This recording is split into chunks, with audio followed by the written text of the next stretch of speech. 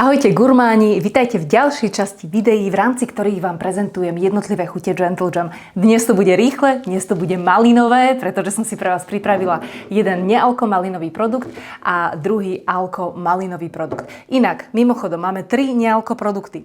Čučoriedkový džem so škoricou a klinčekmi, jahodový džem s limetkou a tretí je práve tento malinový záľusk, malinový džem z bio-bourbonvanúkou z Madagaskaru.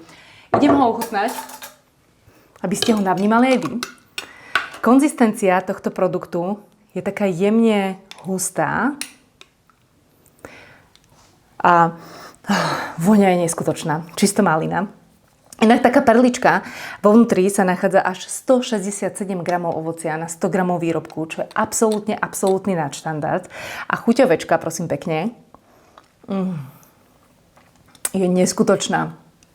Toto je malinové nealko nebo pre všetkých, ktorí neholdujú alkoholom a ktorí majú naozaj radi také čisté malinové chute. No ale, vážení, druhý produkt je rozmarná malina. Rozmarná preto, pretože vo vnútri je rozmarín, takže je to malinový džem s rozmarínom a kubánskym rumom Santiago de Cuba. Už keď otvoríte tento produkt, tak hneď dostanete šupu alkoholickú, pretože ten alkohol je tu naozaj dosť. Vo finále má 9,5% čistého alkoholu. Konzistencia je podobná oproti tomu predošlému džemu.